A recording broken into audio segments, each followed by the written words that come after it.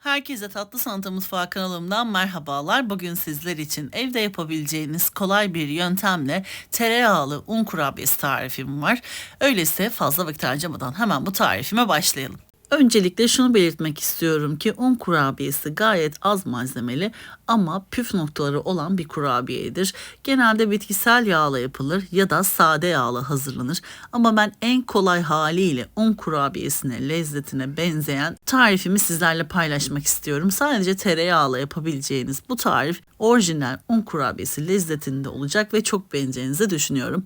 Öyleyse fazla vakit harcamadan hemen tarifime geçelim. 250 gram tereyağımızı uygun bir kabımızın içerisine ekleyelim. 1 tatlı kaşığı hamur kabartma tozu ekleyelim. 1 su bardağı pudra şekeri ekleyelim. 3,5 su bardağı un ekleyelim. Yarım su bardağını bir parmak fazla olacak şekilde ayarlayalım. Yani 3,5 su bardağından biraz fazla olacak şekilde unumuzu ekliyoruz. Unumuzu kontrollü bir şekilde ekleyelim. Ele yapışmayan yumuşak bir hamur olacak ama çok cıvık bir hamur olmasın. Orta sertlikte ama yumuşak, ele yapışmayan bir hamur elde edelim. Bu arada bugünkü videomda da eldiven kullandığımı ikinci kez fark etmişsinizdir. Elimde küçük bir cam kesiği olduğu için mecburiyetten hem hijyen açısından hem de güvenlik açısından eldiven kullanmayı tercih ettim. Normalde eldivensiz çalışmayı seviyorum ama böyle durumlarda önlem almak şart. O yüzden eldivenle tarifimi oluşturdum. Un kurabiyesi yapmanın en önemli püf noktalarından bir tanesi bu şekilde hamurunuzu karıştırdıktan sonra elinizle bir tezgahın üzerinde en az 5 dakika kadar yoğurmak. Bu şekilde pürüzsüz bir halde un kurabiyesi elde edersiniz. Bir de tereyağını normalde köpüklerini alarak sade yağ elde ederek un kurabiyesi yapılır ya da bitkisel yağla yapılır. Un kurabiyesinin yapımı normalde bu şekilde ama bana oldukça sorular geliyordu. Un kurabiyesini sade bir şekilde tereyağla yapsak ya da margarinle yapsak nasıl olur? Bu tarif tam bunun özetidir açıkçası. Çünkü benim kanalımda orijinal un kurabiyesinin hem bitkisel yağla yaptığım hali var, tarifi var, hem de sade yağla yaptığım un kurabiyesi tarifi var. Bakabilirsiniz. Bu tarifin bitkisel yağ kullanmak istemeyenlere ve sade yapımını evde uğraşmak istemeyenler için kolayca yapabilecekleri un kurabiyesi tarifidir. Hamurumuz gördüğünüz gibi hazır. Dokusu da zaten kurabiye hamurunun ne kadar güzel olduğunu gösteriyor. Hemen hamurumuzdan parçalar alalım. Dondurma kaşığının içerisine yerleştirelim ve ters çevirip şekil verelim. Dilerseniz orijinal şeklinde de yapabilirsiniz. Dikdörtgen şeklinde veya verev şekilde kesip çizgiler oluşturabilirsiniz üzerinde. İstediğiniz şekillerde yapabilirsiniz. Hamurum bitene kadar ben bu işlemi yapıyorum. Toplamda 23 adet un kurabiyesi elde ettim. Dondurma kaşığı boyutu büyük olduğu için kurabiyelerin büyük boyutta oldu. Daha küçük boyutlarda şekiller verirseniz daha fazla sayıda kurabiyeler elde edebilirsiniz. Daha çok olmasını istiyorsanız da kurabiye sayınızın malzeme ölçülerini yarı olarak arttırın. Daha fazla sayıda kurabiyeler elde edebilirsiniz. O kadar lezzetli oldu ki keşke sizlere buradan hem kokusunu hem dokusunu, kurabiyenin tadını tattırabilsem. Denedikten sonra lütfen yorumlarınızı bekliyorum. Bu kadar güzel kurabiyeyi sizlerin de beğeneceğini düşünüyorum. Şimdiden deneyen herkesin ellerine kollarına sağlık. Hamurum bitene kadar bu işlemi yaptım. Yağlı kağıt seriyle fırın tepsimi aralıklı bir şekilde dizdim. Kurabiye hamurumuzun içerisinde hamur kabartma tozu olduğu için hamurumuz büyüyecektir ve hafiften de yayılma söz konusu olacaktır. Eğer yayılmasını istemiyorsanız ve büyük boyutta olmasını istemiyorsanız kurabiye hamurun içerisine hamur kabartma tozu eklemeyebilirsiniz. Un kurabiyesi yapımının bir diğer en önemli püf noktalarından bir tanesi ise fırında pişirme süresi ve derecesi.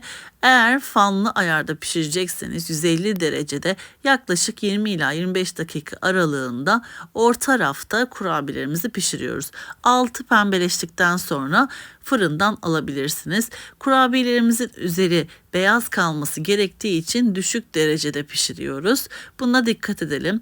Lütfen 20 dakika, 25 dakikadan fazla pişirmemeye dikkat edelim. Çünkü kurabiyelerimizi bu süre zarfında fırından çıkardıktan sonra yumuşaktır ama hemen kısa sürede sertleşecektir. Eğer kurabiyelerin üzeri fazla kızarırsa fazla pişmiş olduğundan dolayı güzel bir kıvam almaz. İstediğimiz un kurabiyesinin dokusunu ve kıyırlığını elde edemeyiz. Lütfen buna da özen gösterelim. Umarım bunlara dikkat edersiniz ve güzel bir un kurabiyesi tarifi sizler de yaparsınız. Şimdi kurabiyelerimiz hazır. Önceden ısınmış 150 derecelik fırınıma veriyorum ve kurabiyelerimi 20 dakika pişiriyorum.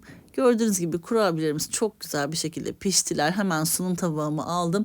Üzerine pudra şekeri serpebilirsiniz. İlk önce serpmeden sizlere şeklini göstermek istiyorum. Sonrasında da üzerine pudra şekeri serperek sizlere un kurabiyesinin iç dokusunu, kıyırlığını göstermek istiyorum. Yiyebileceğiniz en lezzetli un kurabiyesi tarifi diyebilirim. Evde kolaylıkla az malzemeyle yapabileceğiniz şahane bir lezzet. Tereyağı yerine dilerseniz margarin de kullanabilirsiniz ama sağlık açısından ve lezzet açısından tereyağla yapmanızı tavsiye ederim. Kurabiyelerimizin üzerine bu aşamada pudra şekeri serpiyorum. Bence bu şekilde tatlı oranı tam dengeli oldu. Eğer çok tatlı seviyorsanız hamurun içerisine 1,5 su bardağı pudra şekeri de ekleyebilirsiniz. Ben 1 su bardağı pudra şekeri ekledim. Üzerine de pudra şekeri serptiğim için şeker dengesi gayet kararında oldu. Şimdi sizlere yakından kurabiyemizin iç dokusunu, kıyırlığını göstermek istiyorum. Yakından da gördüğünüz gibi kurabiyenin iç dokusu güzelliğini, lezzetini zaten anlatıyor. Benim gibi un kurabiyesi seviyorsanız bu tarifimi mutlaka bir an önce en kısa zamanda denemenizi tavsiye ederim. Sizler yakından kurabiyenin iç dokusunu, kıyırlığını izlerken ben de sizler için küçük bir hatırlatmada bulunmak istiyorum. YouTube Tatlı Sanatı kanalıma henüz abone olmadıysanız YouTube kanalıma abone olmayı, paylaştığım videolarıma beğeni bırakmayı lütfen unutmayınız. Gün aşırı yepyeni tariflerimi kanalımda sizler için paylaşıyorum. Anında haberdar olabilmek için bildirim zilini lütfen açınız. Böylelikle yepyeni tariflerimi ilk siz görmüş olacaksınız. Bu tarifimi ve videomu beğendiyseniz eğer sevdiklerinizle paylaşarak bana destek olabilirsiniz. Beni hangi şehirden veya ülkelerden takip ediyorsanız yorum kısmına yazabilirsiniz. Hepinizin beni nerelerden takip ettiğini gerçekten çok merak ediyorum ve mutlaka yazdığınız mesajları okuyorum, dönüş sağlıyorum. Kanalımda görmek istediğiniz tarifler varsa eğer yorum kısmına yazabilirsiniz. Mutlaka planlamamın içerisine alıp tariflerin çekimini yapıp sizlerle paylaşıyorum. Tarifimi denedikten sonra yorum kısmına düşüncelerinizi de yazarsanız henüz bu tarifimi denememiş olan kıymetli takipçilerime fikir olmuş olacaktır. Şimdiden bütün destekleriniz için hepinize çok teşekkür ediyorum. Bir sonraki yepyeni tarifimde tekrardan sizlerle görüşmek üzere. O zamana kadar kendinize çok iyi bakın. Hoşça kalın.